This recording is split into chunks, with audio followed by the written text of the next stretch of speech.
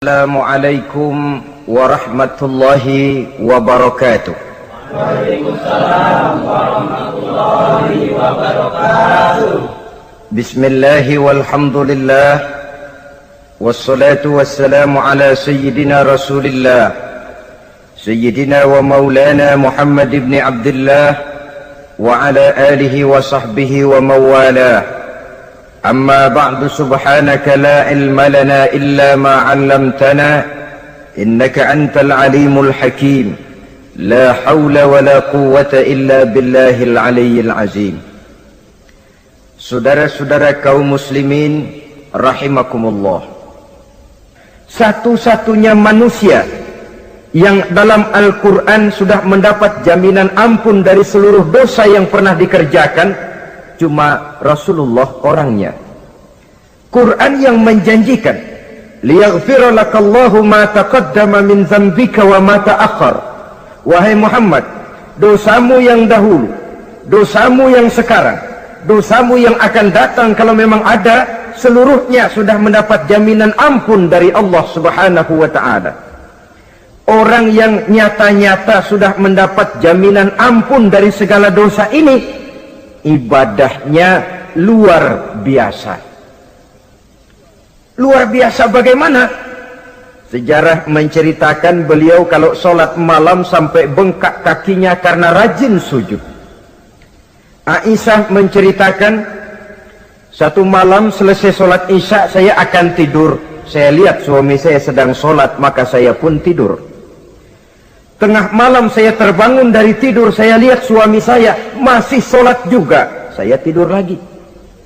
Menjelang sepertiga malam yang akhir saya bangun, saya lihat masih sholat juga.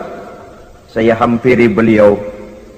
Saya tanya setelah sholatnya usai, "Bang," kata Aisyah, "ada apa yang?" Kata baginda Rasul, "Sebab beliau itu," jangan senyum kalau saya katakan yang di sini, sebab beliau itu pandai sekali menyenangi hati istrinya. Panggilan kelihatannya sepele, tapi bisa menghidupkan keharmonisan dalam rumah tangga. Beliau apabila memanggil Siti Aisyah dengan kalimat Humaira, "Ya Humaira," wahai yang pipinya kemerah-merahan. Cantik sekali panggilannya untuk istrinya. Kita kadang-kadang terlalu jujur tapi nyakitin.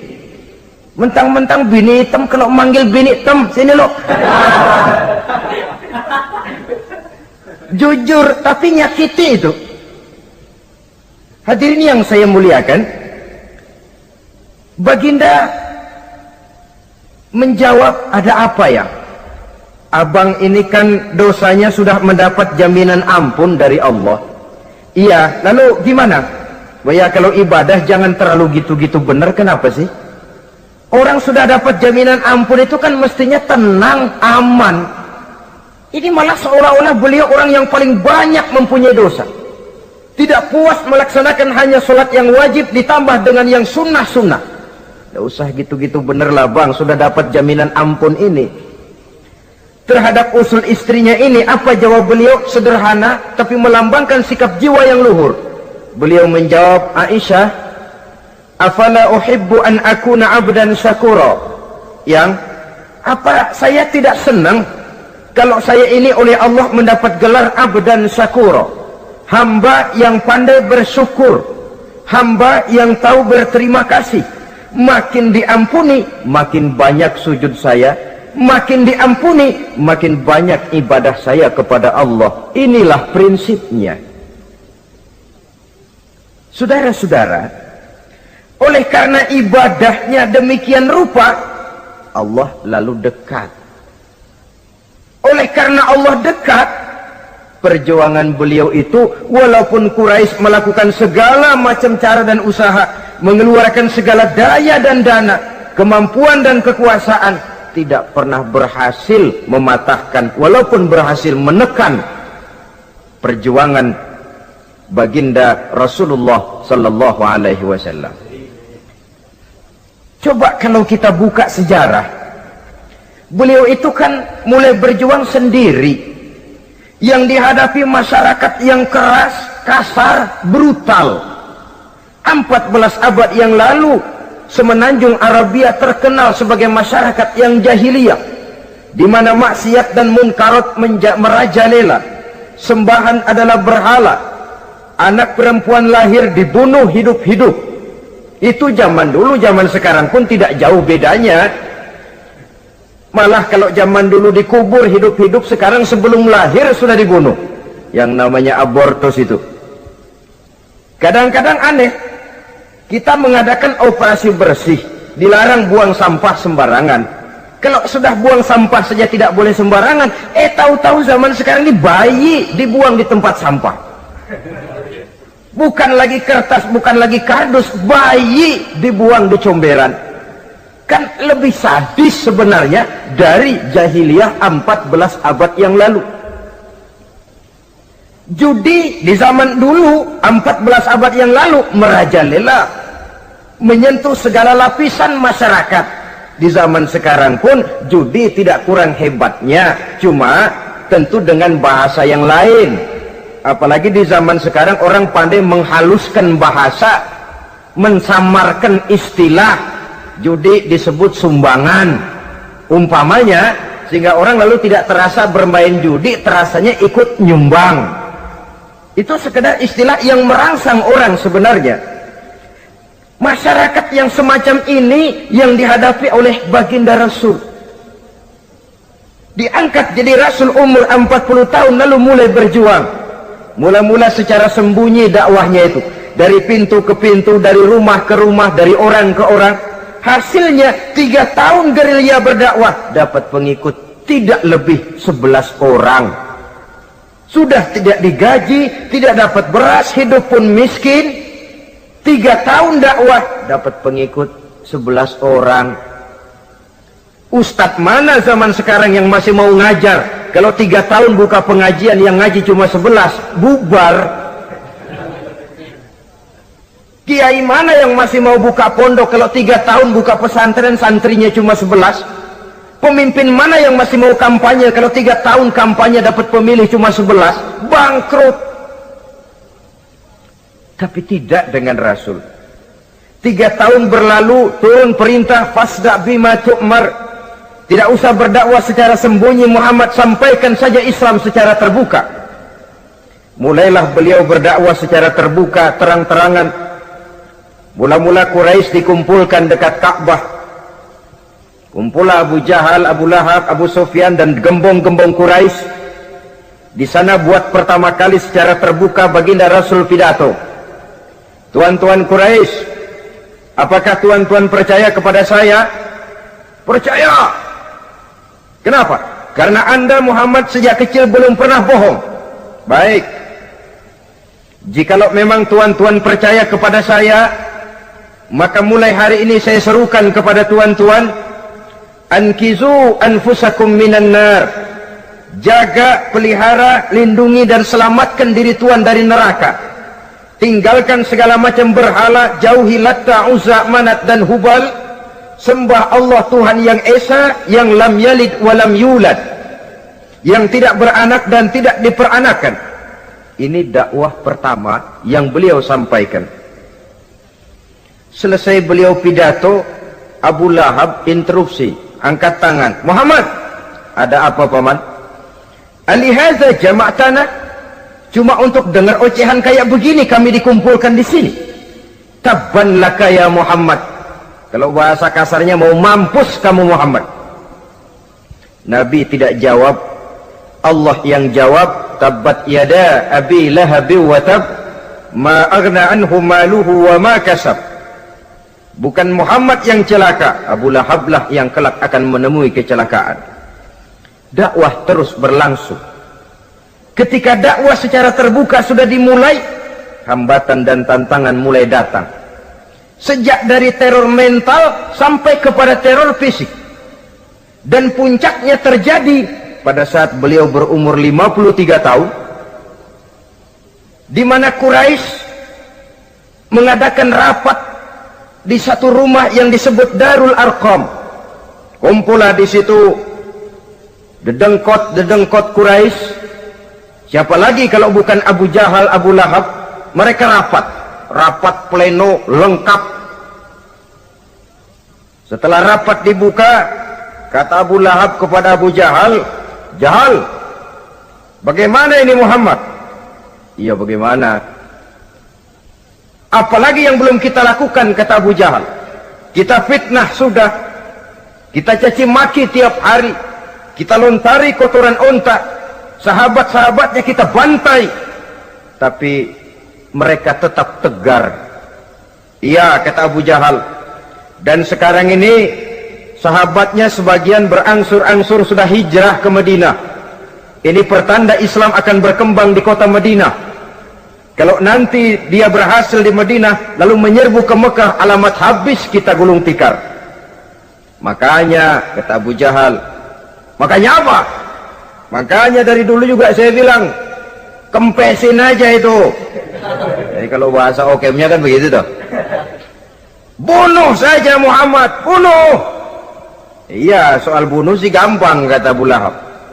"Tapi Muhammad kan tidak keluar dari batu. Dia punya keluarga, sanak famili dan handai tolan. Kalau keluarganya menuntut balas, bagaimana ini?" "Gampang. Kita kan banyak punya suku. Tiap-tiap suku kan punya juara, tukang-tukang pukul. Sewa saja, tiap suku ambil tukang pukulnya, kita kepung rumah Muhammad, bunuh sama-sama. Kalau keluarganya akan menuntut balas, dia akan berhadapan dengan seluruh suku yang ada di semenanjung Arabia ini. Bagaimana, setuju?" "Setuju." "Nah, sudah. Kapan kita bunuh Muhammad?" "Kapan lagi, tidak usah buang waktu. Besok malam." "Ya, besok malam kita bunuh Muhammad. Tapi awas, semua yang ikut rapat di sini, ingat baik-baik, ini rahasia negara. Besok malam kita akan membunuh Muhammad. Siapa yang berani membocorkan rahasia negara ini, supersip, dianggap menghambat program Quraisy. Itu nanti dijatuhi hukuman berat ya. Jaga rahasia baik-baik bahwa besok malam kita akan membunuh Muhammad. Sanggup?" "Sanggup." Rapat selesai. Hadirin boleh bubar ke rumah masing-masing. Pulang. Namanya manusia, bocor juga rahasia ini. Begitu pulang, cerita sama istrinya, "Bu, anu loh Bu." "Apa Pak?" "Saya tadi ikut rapat." "Rapat apa tuh Pak?" "Besok malam akan ada pembunuhan." Pembunuhan. "Siapa toh yang mau dibunuh?" "Muhammad." "Tapi jangan bilang-bilang ya, ini rahasia negara." "Ini rahasia negara Bu, jangan bilang-bilang." "Iya Pak, iya." Nah, besok pagi istrinya ngobrol sama tetangganya, "Mbak Ayu, tahu nggak?" "Apa toh?" "Nanti malam akan ada pembunuhan." "Siapa yang mau dibunuh?" "Muhammad." "Loh, sampean tahunya dari mana?" "Suami saya ikut rapat." "Tapi jangan bilang-bilang ya Bu ya. Ini rahasia negara. Jangan bilang-bilang. Nanti yang satu sampaikan lagi, jangan bilang-bilang. Terus jangan bilang-bilang. Akhirnya berita tersebar. Sehingga pagi hari itu sebagian besar penduduk Mekah sudah tahu kalau nanti malam akan ada pembunuhan. Maka lepas zuhur, Mekah itu mulai tegang. Yang simpati, "Aduh, kasihan Muhammad, nanti malam akan dibunuh." Yang tidak senang, "Mampus, biar dia rasain, ntar malam."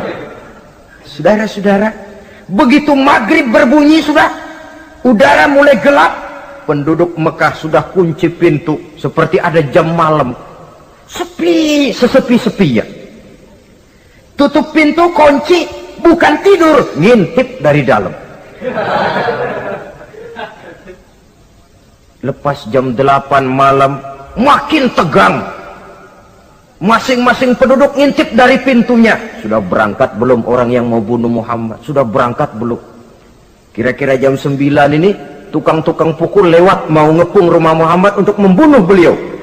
Begitu masuk Mekah, penduduk sudah kunci pintu, tapi mereka tahu kalau semua ngintip. Wah, makin hebat ini yang pemuka Quraisy ini, tukang-tukang pukul ini. Jalannya dibuat gagah-gagah, barisnya dibuat hebat-hebat. Itu injekan tanahnya dalam baris dibuat kenceng-kenceng, brok, brok, brok, brok, kayak serdadu baris. Lewat dekat rumah penduduk pakai batuk lagi.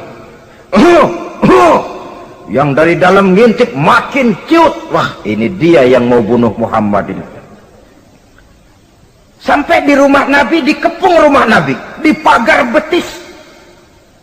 Malam itu di dalam rumah cuma Nabi, Abu Bakar dan Ali bin Abi Thalib. Nabi tahu rumahnya dikepung. Lewat tengah malam beliau berkata, Abu Bakar, saya ya Rasul, mari kita berangkat hijrah. Baik ya Rasul. Ali, saya ya Rasul, kamu gantikan saya ya. Gantikan apa ya Rasul? Gantikan tidur di tempat tidur saya. Baik ya Rasul. Masya Allah, sekali menggantikan mati. Tidur di tempat tidur Rasul pada malam rumahnya dikepung, resikonya kan mati. Menggantikan mati. Lah kalau menggantikan lurah lumayan. Menggantikan mati. Dan Ali tahu persis resikonya. Dan beliau waktu itu masih muda dan beliau tidak nawar. Baik ya Rasul, saya akan tidur di sini, berangkatlah Tuhan. Berangkat Rasul, ketika keluar dari pintu belakang rumah dikepung rapat, terjadilah keajaiban yang Allah ceritakan. Wa ja'alna min baini aydihim sadda wa min khalfihim sadda fa aghshaynahum fahum la yubsirun. Di muka, di belakang, di kiri kanan dibuatkan dinding oleh Allah, dibutakan mereka tidak lihat kalau Muhammad keluar dari rumahnya. Siaga penuh, apel, mata melotot, Nabi lewat nggak kelihatan. Sampai Nabi kemudian menuju Gua Thur, 3 malam 2 hari di sana. Dari sana perjalanan dilanjutkan ke Madinah Al-Munawwarah. Allahu Akbar. Mengarungi gurun pasir yang gersang dan tandus, yang terbentang antara Mekah dan Madinah. Meninggalkan kampung halaman tempat di mana dilahirkan dan dibesarkan. Keluarga yang berbeda akidah terpaksa berpisah. Kok kuat? Kok bisa? Kok sanggup? Di mana rahasia kekuatannya? Beliau punya sandaran vertikal, ibadahnya kepada Allah. Dengan bahasa kita sekarang, beliau punya backing. Backingnya tidak kepalang tanggung, yang serba maha. Maka saya mengajak kepada seluruh kaum muslimin, di zaman sekarang kan orang lagi main backingan, ya. Nah, siapa yang punya backing punya jalu. Saya cuma mengajak, kalau mau cari backing jangan kepalang tanggung, carilah backing yang serba maha. Maha gagah, maha tahu, maha adil, maha bijaksana, maha segala-galanya. Dan dialah Allah Subhanahu wa ta'ala. Saudara punya backing kolonel, tanggung. Nanti dia pensiun habis. Yang kolonel saja tanggung, apalagi yang kopral.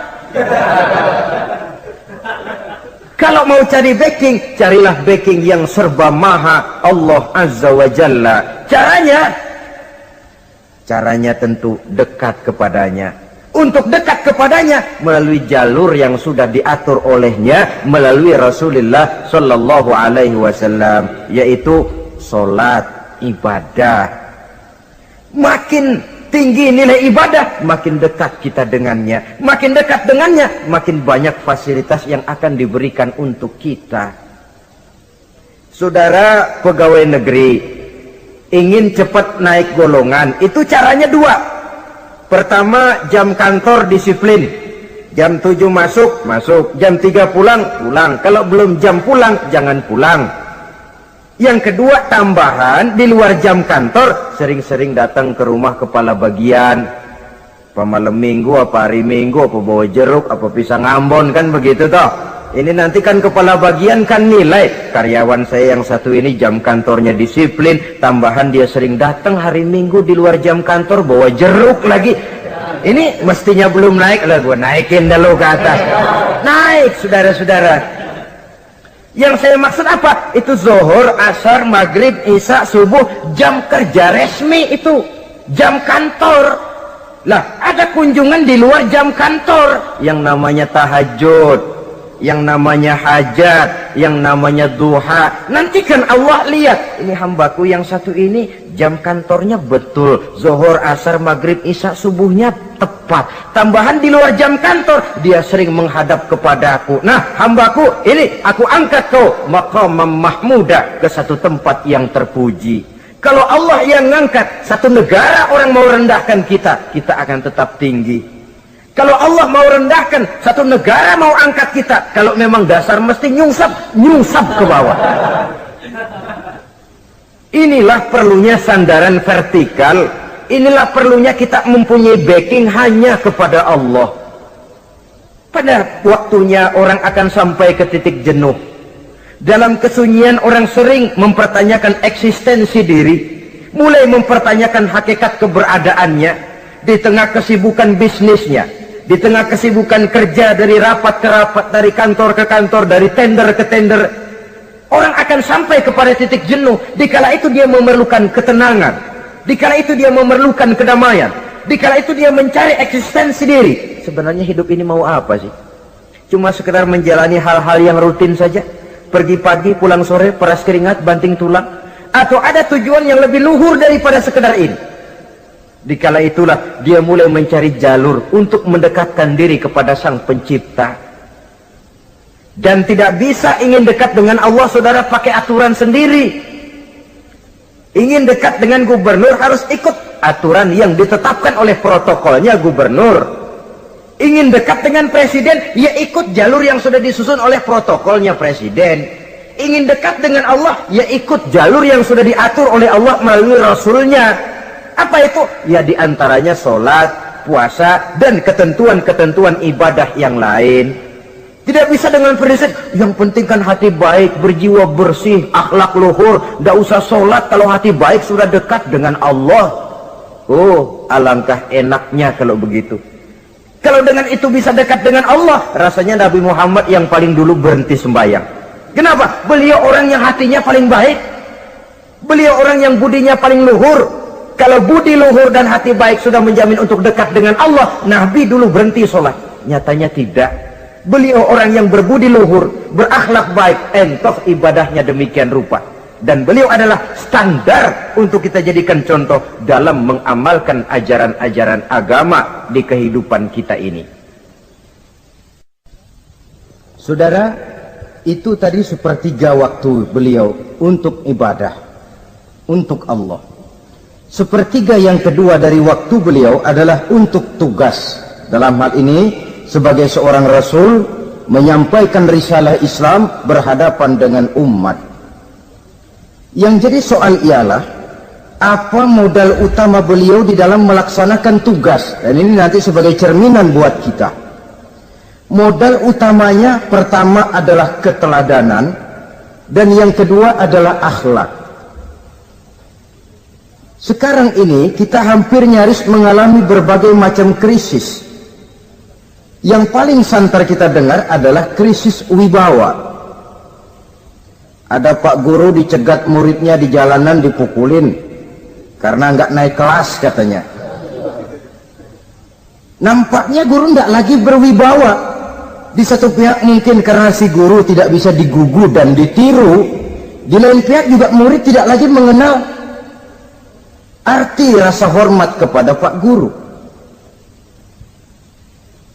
Nah, kenapa krisis wibawa timbul?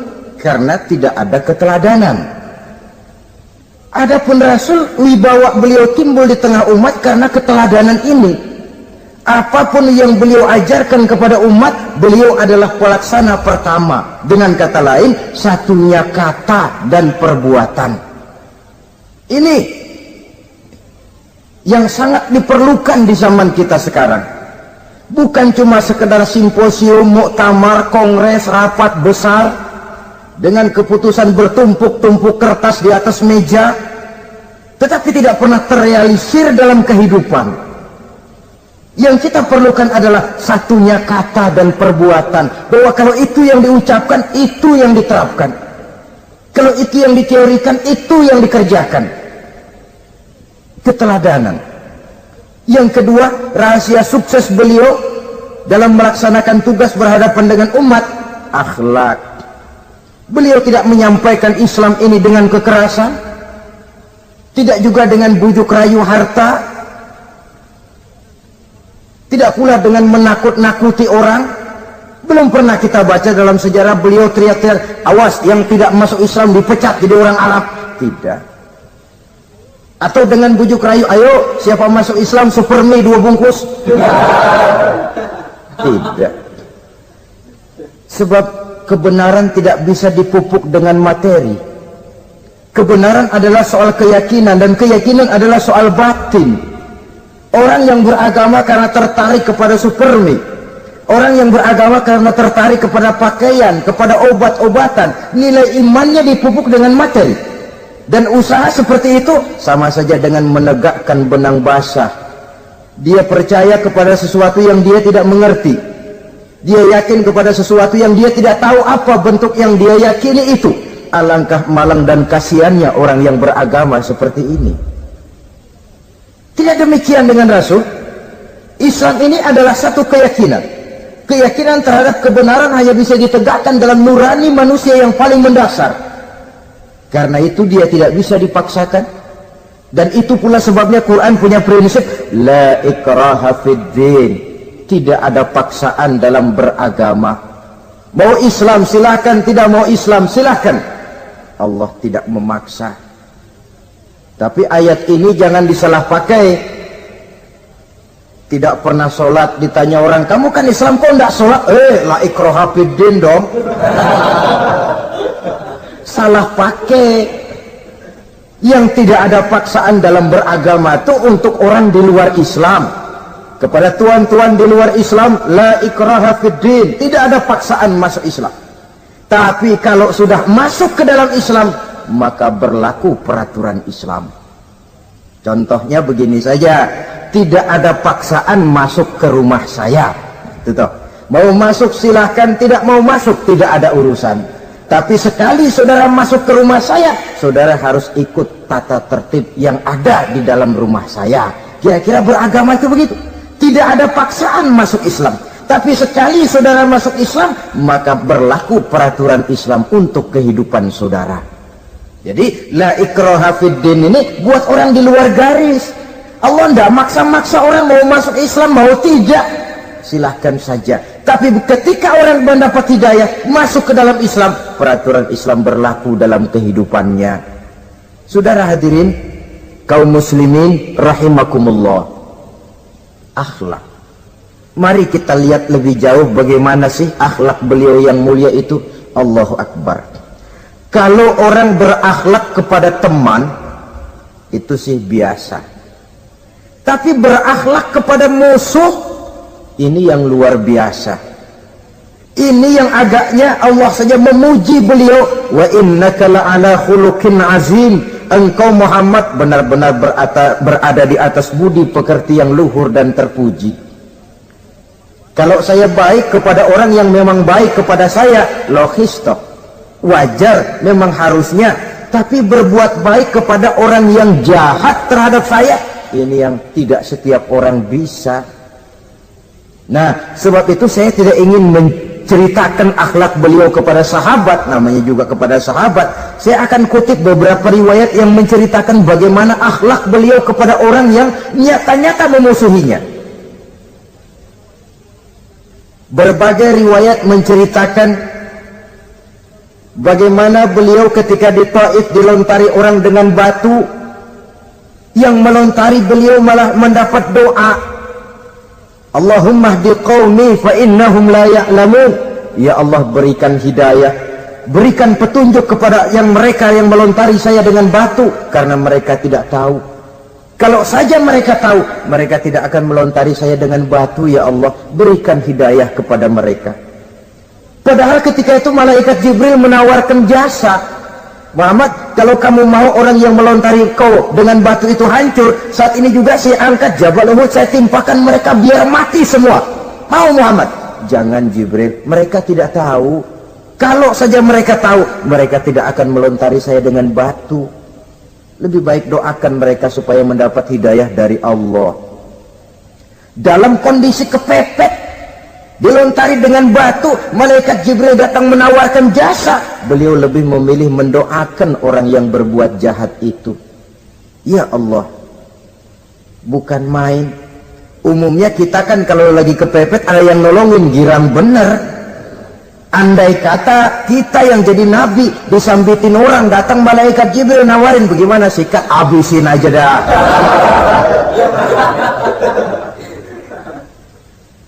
Ini akhlak kepada musuh. Ketika beliau selesai sholat zuhur, istirahat rebah-rebah, tidur-tiduran di bawah pohon kurma, datang orang kafir yang bernama Daksur yang sudah lama mengintip-ngintip, mencabut dan menghunus pedang. Muhammad, kalau ini saat saya tebas batang lehermu, siapa yang akan menolong engkau? Tidak ada. Yang akan menolong saya Daksur? Iya, Allah yang akan menolong saya. Mendengar Allah, Daksur gemetar, keringat dingin bercucuran, pedang jatuh ke bawah, diambil oleh Rasul pedangnya, dibalikan ke leher Daksur. Kalau sekarang saya yang tebas batang lehermu Daksur, siapa yang akan menolong kamu? Tidak ada ya Rasul, kecuali kalau kau mau memaafkan saya. Baik, ambillah kembali pedangmu, kau saya maafkan, dan jangan ulangi lagi perbuatan semacam ini. Lain saat beliau sedang tawaf, diikuti oleh seorang Quraisy kafir. Sambil tawaf, ini kafir Quraisy sudah bawa pisau. Dia pikir, nanti di satu sudut yang agak gelap saya tikam Muhammad dari belakang, saya bunuh dia. Jadi kafir ini pura-pura ikut tawaf. Jahatnya orang kafir itu kan begitu, tawaf ya ikut pura-pura tawaf, ada kesempatan sikat dari belakang. Putaran pertama belum ada kesempatan, putaran kedua makin tegang. Pokoknya begitu tempat agak gelap, cabut pisau, hantam saja sudah Muhammad, biar mati sekali di sini. Dan Nabi tahu, oh ini asisten pribadi malaikat Jibril masih tahu tuh. Jadi malaikat Jibril memberitahu, awas Muhammad, itu di belakangmu orang cuma pura-pura tawaf, dia bawa pisau mau bunuh kamu, hati-hati Muhammad, Roger ganti gitu.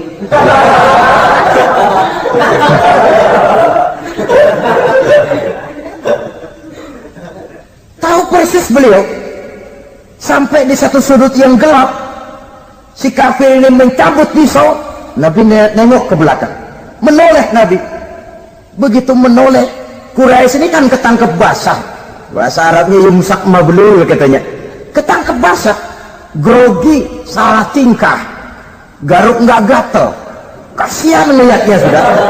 Ya namanya orang ketangkep basah itu, mau alasan apa? Nggak beralasan ya, harus merasa harus membela diri, gemetar nggak karu-karuan. Kata Nabi senyum. Mau apa, Mas? Anu Rasul, ini anu apa? Anu. Sudah, saya kan tahu kamu mau bunuh saya toh. Sudah, saya sudah tahu kok. Oh, kamu jangan pura-pura. Kamu kan mau bunuh saya kan? Terus terang saja. Iya Rasul, iya. Sekarang gimana? Enggak berani Rasul, minta maaf saja. Ya kalau sudah kamu minta maaf begitu, sudah kamu pulang sana, jangan diulangi lagi ya. Begitu mudah beliau memaafkan orang yang nyata-nyata mau menghabisi nyawanya, sepanjang itu belum terwujud, sepanjang itu belum terbentuk dalam artian real. Sangat mudah beliau memaafkan orang. Saudara hadirin kaum muslimin rahimakumullah, pemaaf, lapang dada, toleransi, menghargai pendapat para sahabatnya, ini sederetan dari akhlak yang terpuji. Sehingga karena keluhuran akhlak inilah yang menyebabkan orang tertarik masuk ke dalam Islam. Beliau berprinsip apa? Basiru wala tunaffiru, yasiru wala tu'asiru. Gembirakan orang, jangan ditakut-takuti. Mudahkan persoalan orang, jangan dibikin sulit. Ini kan satu prinsip yang sangat baik dalam melaksanakan dakwah, dalam menyampaikan misi. Apapun tugas kita di masyarakat, sebagai pegawai pemerintahan, pejabat negara, pedagang, pengusaha, seniman, ustadz, mubalik, kiai, ulama, dalam berbagai profesi, modal utama untuk sukses adalah akhlak. Sebab hati kita yang tahu cuma Allah. Orang lihat penampilan kita, orang lihat muka kita. Sebab itu Nabi katakan, innakum la tas'una nasa bi amwalikum walakin yas'uhum minhum bastul wajhi wa husnul khuluqi. Kamu tidak akan bisa menarik simpati orang banyak dengan hartamu, tapi bisa kau tarik simpati orang banyak dengan akhlak yang baik dan muka yang senyum, muka yang enak dilihat. Orang kadang sering bilang, dia mah biar mukanya begitu hatinya baik. Iya, soal hati kita nggak tahu. Yang kita lihat pertama muka. Bagaimana gue mau ikut dia, mukanya kayak batu kuburan. Kesan serem pertama itu kan sudah ada. Walaupun kadang-kadang hati memang baik, tapi hati itu kan urusan Allah. Yang kita lihat pertama muka. Ini barangkali nanti termasuk teori dalam psychology of salesman ya, bahwa sesuatu yang baik kalau dihidangkan dengan cara yang tidak baik, orang tidak akan tertarik. Lihat saja, orang sekarang ini kan entah makin lajunya dunia bisnis kita, masuk ke rumah-rumah kita cuma menawarkan air jahe, menawarkan sasa, menawarkan kecap bango, menawarkan barang-barang yang kelihatannya remeh. Ini kan termasuk psychology of salesman. Yang datang ya biasanya perempuan, wajahnya ya lumayan, paling kurang sedikit di atas 6 lah begitu. Lalu tutur katanya sopan, masuk ke rumah tidak sungkan, ada rasa familiar, rasa kekeluargaan, lalu datang. Taktik untuk menawarkan barang yang jadi merek dagangannya. Nah, Islam ini agama yang baik. Kalau disampaikan dengan cara yang tidak baik, sadis, memponis, orang akan lari dan jauh. Menyinggung, bukan menyentuh. Siapapun kalau tersinggung lari, tapi kalau tersentuh dia akan mendekat. Apaan lo Islam bayang begitu? Mikirnya anak, gue sembayang diomelin, mendingan kagak sembayang sekalian ketahuan. Saudara hadirin yang saya muliakan, ini yang diberikan contoh oleh baginda Nabi. Apapun tugas kita, pedagang utamakan akhlak, petani utamakan akhlak, seniman utamakan akhlak, mubaligh utamakan akhlak, pejabat negara utamakan akhlak, pelayan dan pengabdi masyarakat utamakan akhlak. Saudara hadirin yang saya hormati, kaum muslimin yang berbahagia. Jadi untuk sukses di masyarakat, untuk sukses di tempat tugas, modal utama adalah akhlak. Dan ini yang dicantikan contoh dari Nabi kita Muhammad sallallahu alaihi wasallam. Sepertiga waktunya untuk tugas. Dalam menjalankan dan melaksanakan tugas sebagai seorang rasul, menyampaikan risalah Islam berhadapan dengan umat, modal utamanya adalah akhlak. Demikian juga kita di masyarakat. Dan akhlak itu memang harus dibiasakan sejak kita kecil. Sehingga dengan demikian nilai-nilai yang baik akan terus terbawa sampai di hari tua kita. Saudara-saudara, rasanya kehancuran satu bangsa dimanapun di dunia ini selalu dimulai dengan kehancuran akhlak daripada bangsa itu sendiri. Dan kehancuran akhlak itu bisa saja terjadi di tengah kemakmuran ekonomi, di tengah maju dan canggihnya teknologi. Kapan? Apabila pegangan orang kepada agama sudah lemah dan rapuh. Kita tengok di negara-negara di sebelah barat kita, kemajuan teknologi yang tidak diimbangi dengan kuatnya pegangan orang kepada agama telah melahirkan budaya-budaya yang merendahkan martabat manusia. Lahirlah kebudayaan hippies, lahirlah kebudayaan nudis, hidup serba bosan dengan ini dan itu karena segalanya sudah dimiliki. Rumah mentereng, jumlah kendaraan sejumlah keluarga, kapal pesiar di laut mewah, pesawat udara punya, setelah ini punya ini ada, semua ada, titik jenuh sampai. Mau apa semua ini? Akhirnya ingin hidup apa adanya, tidur di goa-goa, tidur di kaki-kaki gunung, tidur di hutan belantara, pakaian kumel. Itu hipis-hipis yang datang kemari, yang pakaiannya kumuh, tambelan, lepis belel, padahal di kantongnya cek, travel cek, dolar. Lain hipis kita, emang benar-benar gembel.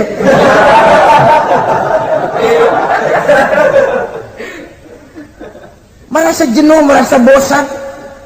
Bahkan sebuah berita dari Jerman, orang terlalu kaya, pulau dibeli. Di pulau itu dia bikin satu klub yang bernama klub nudis. Setiap anggotanya boleh masuk ke pulau itu dengan catatan tidak boleh pakai pakaian selembar pun, alias bugil, telanjang bulat. Sudah telanjang bulat itu. Dan di sana berlakulah apa yang disebut serba boleh. Jadi kalau di sana kesana saudara bawa istri masuk anggota, ya silahkan saja, istilah tukar pakai, simpan pinjam bisa-bisa saja, asal suka sama suka. Asal perbuatan yang dianggap tidak merugikan orang lain, suka sama suka, sudah tidak bisa dituntut oleh norma yang berlaku. Ya. Itulah sebabnya kita sering prihatin bahwa kemajuan sering membawa pergeseran nilai. Apabila kita tidak bisa menghindarkan diri dari proses pergeseran nilai, setidaknya kan kita bisa menjaga diri jangan sampai hanyut oleh nilai-nilai yang negatif. Akhlak, baik sebagai muslim, baik sebagai bangsa Indonesia yang berkepribadian luhur, itu merupakan cerminan kita. Saya prihatin, belum lama diselenggarakan kontes bibir terindah. Kontes bibir terindah itu kira-kira apa manfaatnya? Apa yang jadi ukuran? Dan bukankah bibir karunia Tuhan? Ya kalau yang bibirnya mungil bisa ikut kontes lah, kalau yang jebleh gitu.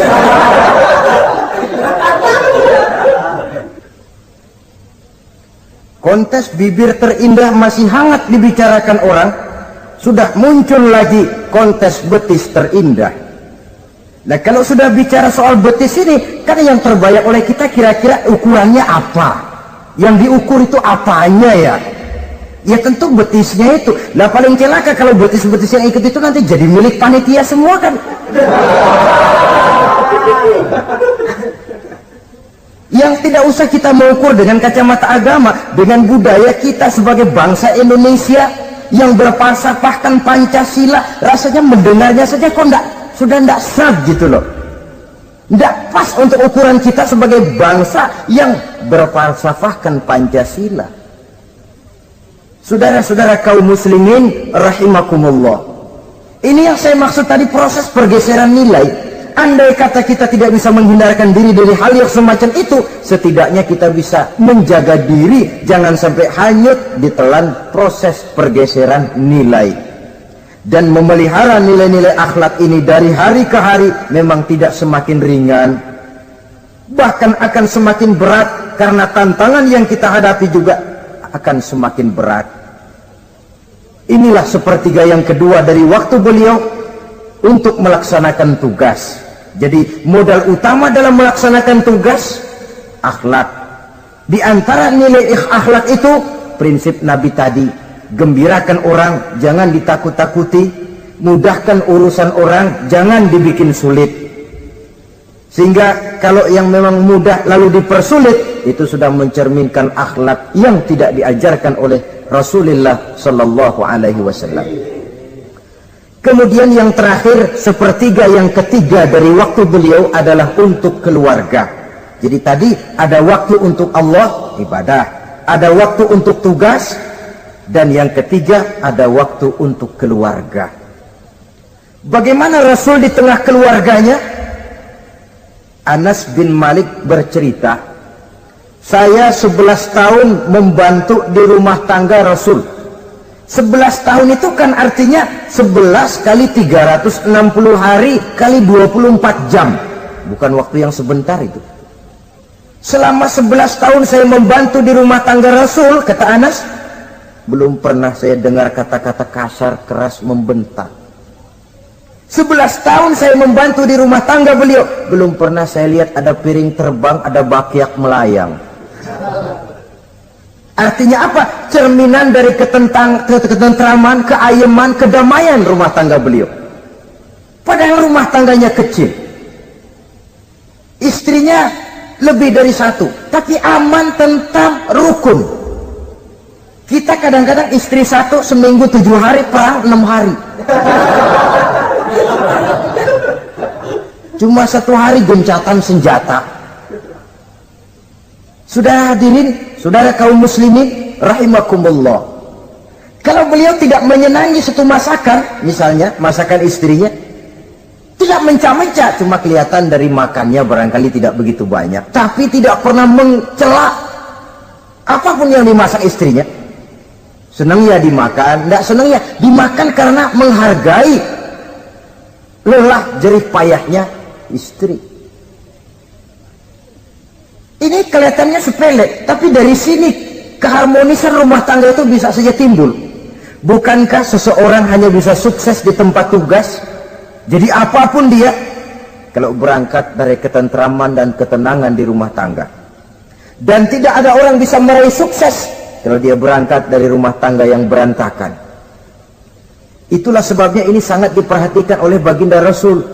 Dari rumah yang kecil, dari tempat tidur yang sederhana, yang sebelah itu kain kasar, sebelah dipakai untuk tidur, sebelah dipakai untuk selimut. Jadi kasur merangkap selimut. Allahu Akbar. Tapi dari rumah tangga yang semacam itu keluar ucapan baiti jannati, rumah tanggaku laksana surga bagiku. Di mana sih rahasianya? Karena rumah tangga beliau didirikan di atas ajaran agama. Agama membuat suami istri tahu hak dan tahu kewajiban. Kalau kewajiban dilaksanakan, hak diberikan, akan timbul saling pengertian. Apabila ada pengertian, akan timbul ketenangan, dan ketenangan adalah tangga utama untuk mencapai rumah tangga bahagia. Apalah artinya? Seperti banyak istilah orang, rumah bertingkat, uang banyak berlipat-lipat, kendaraan serba mengkilat, istri pun cantik memikat, kadang-kadang jumlahnya 4, tapi tiap hari kiamat. Tidak pernah ada ketenangan dan kedamaian di rumah itu. Saudara hadirin, lebih celaka lagi sudah rumah gubuk berantem melulu. Sudah kiamat itu, sudah kiamat. Jadi dengan adanya pelaksanaan kewajiban, pemberian hak, timbul pengertian. Pengertian membawa ketenangan. Suami keluar rumah, istri tenang di rumah. Suami meninggalkan istri pun hatinya tenang dan tentram, tidak was-was, tidak berpikiran nanti kalau saya lembur ini istri ngompreng, tidak. Si istri pun lega melepas suami karena ada keterbukaan. Ini kan menurut angket terakhir loh ya, yang diadakan oleh beberapa majalah di ibu kota ini, di ibu kota katanya, dari sejumlah laki-laki yang disebarkan angket, ternyata jika ada 3 laki-laki, 2 nyeleweng. Jadi angka penyelewengan itu 2/3 dari jumlah laki-laki itu menyeleweng katanya. Ya mudah-mudahan yang kumpul di sini termasuk 1/3 yang nggak nyeleweng itulah. Dan tidak semua bentuk penyelewengan itu karena alasan ekonomi, bukan pula karena alasan ketidaksetiaan istri, tapi merupakan cerminan dari sikap hidup di mana orang jauh dari nilai-nilai agama, sehingga penyelewengan itu dianggap sesuatu yang manusiawi, biasa-biasa saja, bahkan kadang-kadang ikut membentuk status sosial, melahirkan kebanggaan. Innalillahi. Orang kalau sudah bangga nyeleweng bangga, itu kiamat sudah. Sama saja, bikin dosa ketawa, waduh, itu malaikat gemes benar. Udah bikin dosa cengengesan, cengir, udah ada rasa nyesel, udah ada rasa takut, udah ada rasa bersalah, biasa gitu. Saudara hadirin yang saya muliakan, ini kan cerminan dari rapuhnya pegangan orang kepada agama. Jadi untuk membina rumah tangga yang bahagia ini, 1/3 dari waktu untuk di tengah keluarga, menghidupkan nilai-nilai agama di rumah tangga kita.